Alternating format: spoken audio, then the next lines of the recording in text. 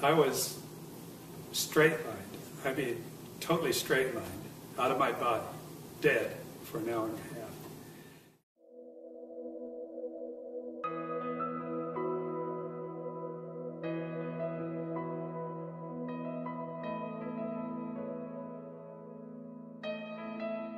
My name is Richard Cole, and I am 72 years old. I have never been what I would call religious. I've always believed that there was a God, and I believed that there was Jesus, but I've had doubts. I've been a doubter before, but I'm no longer that.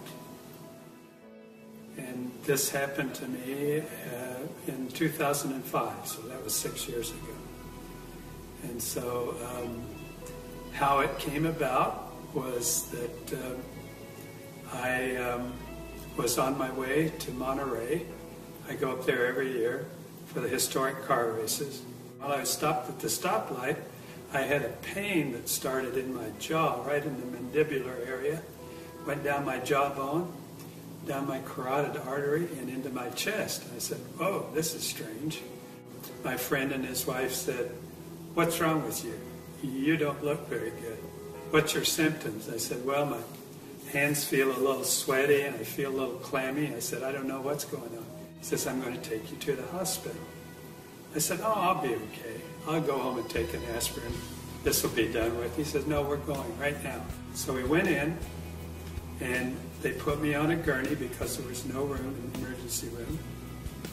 My blood pressure was extremely high, and they gave me a couple of shots right away to try and get my blood pressure down. And then I went right into the x-ray room, and they gave me some x-rays, and came back in a little while, and Steve, the doctor, a friend of mine, says, "You have a serious problem." And I said, "Oh, really?" And he says, "Yes." He says, "You have an aneurysm, but what's worse, it's split, and I think you're bleeding internally." 5 o'clock the next morning, I was in the the ready room rather, at Cottage Hospital. An anesthesiologist came in and says, "Well, I'm going to, give you a shot right now, and then you're going to go off to sleep." I said, "Okay." I said, "Is the doctor here yet?" "Yeah, he's here." So I asked to see him. I said, "Okay, what are you guys going to do to me?" And he says, "What we have to do is cool you down to a real low temperature, and when we do that, it'll be just like chopping a hole in Lake Michigan in the ice in the middle of the winter. Everything's going to stop. Your brain's going to stop, and your heart will stop." I said, "Well, I've never heard of that before, and I read a lot." And he says, "We usually don't tell our patients what we're going to do to them, or else they'd run down the hall dragging the IV behind them." They told me when I went in that I'd have about a 50-50 chance of making it. I found out later with that kind of operation where they take your heart out, you have a 10% chance of survivability. So the anesthesiologist put the IV in. I went off to sleep right away, and they start rolling me down the hall to the operating room. And then I realized that I was still conscious and I wasn't under yet. It was like I was for a little bit, but then I was awake again. And I saw them roll me into the operating room. And so I wanted to tell the doctors that, "Hey, you got to give me some more of whatever it was you gave me because I'm not out yet." But I couldn't speak. I didn't have any pain or anything like that. I just could not open my mouth and get the words out, even though I tried very hard to tell them that I was still conscious. So I'm laying on the table, and there are 3 doctors standing over me and 2 nurses, and they all have their gowns on, their masks on and everything. They're ready to go. And I heard the doctor ask the nurse for the scalpel, and she got it, and she started to open me up from right here down to here. He did. Opened me up like that, and then they got an electric saw out and started cutting my breastbone open. And then I saw them go down and start to take my heart out, and then everything went black. But I was still conscious, but I couldn't see anything. And it was like a heavy black fog, and I'm just standing there looking around. I couldn't figure out what to do next or what was going to happen next. Right then, two beams of light came over my right shoulder, so I started to turn around and look over my shoulder to see where it was coming from. And then I heard a voice, and the voice was very authoritative, not loud, but he says, "Don't turn around." And I'm thinking, well, why not? And he says, "Don't turn around, because if you see my face, you'll have to stay here." And he says, "Now, that'll be okay if you stay here, but I have a job for you, and if you disobey me, I won't be happy." And he says, "You don't want to see me unhappy." So I said, "Yeah, well, okay, I better pay attention and do what he says." And then I said, "You know, I know who you are." He said, "Oh, you do?" And I said, "Yeah." And all during this conversation, I had a feeling of where he was, that he was walking back and forth behind me, that he was sitting in a white throne, just a plain chair, didn't have jewels or anything on it, but just a plain white chair, and I could just feel that, and I don't know why. That's what I was feeling. The next thing that happened is he said, "Do you have any more questions before you leave?" I said, I said, "You know, I got to think about this." And I thought, I was thinking really hard, what am I going to ask God?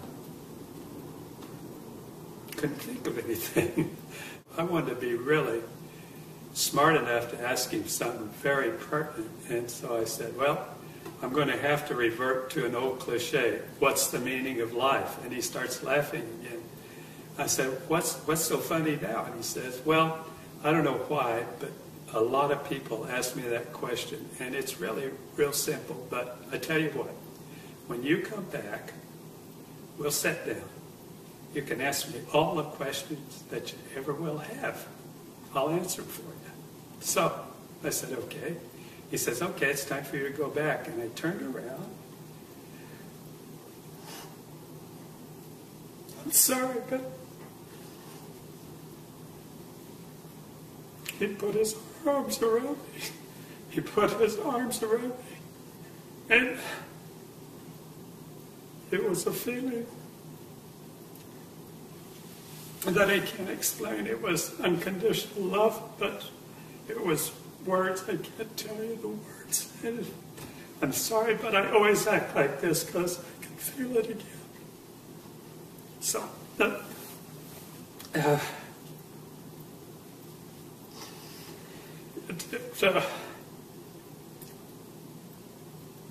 it changed my life. And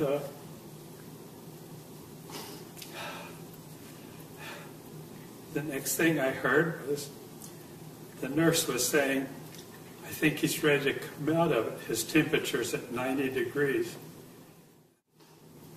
9 days later, I was discharged from the hospital. First thing I wanted to do was go out and tell everybody I knew what happened to me. But I'll have to tell you that my life has changed completely. I'm no longer afraid of death. All the problems that I thought were problems are all gone. I don't have any problems. I don't have anything that gets me down. A week later, a guy came in that I knew, and he said, I heard about your experience. I said, yeah, it happened. You know, he said, I heard that you were, you had a near-death experience and that you were out for about an hour. And I said, yeah, that's true. And he said, well, the same thing happened to me. And I said, and then I asked him what the meaning of life was. And he says, oh, that's easy. It's all about love. That was the perfect answer. So I got that message right away. Now I study the Bible, and it's taken me a long time. I've been doing it for 6 years. I'm up to Matthew. I've translated every word from the original manuscripts. into English. I was baptized recently. People ask me questions about that. Well, why are you getting baptized now? And I said, because it's the right time. You know, I don't know what else to tell them. I don't believe that you have to be baptized to go to heaven, but I know one thing. I want to follow what Jesus did. He set an example. I want to, so I did.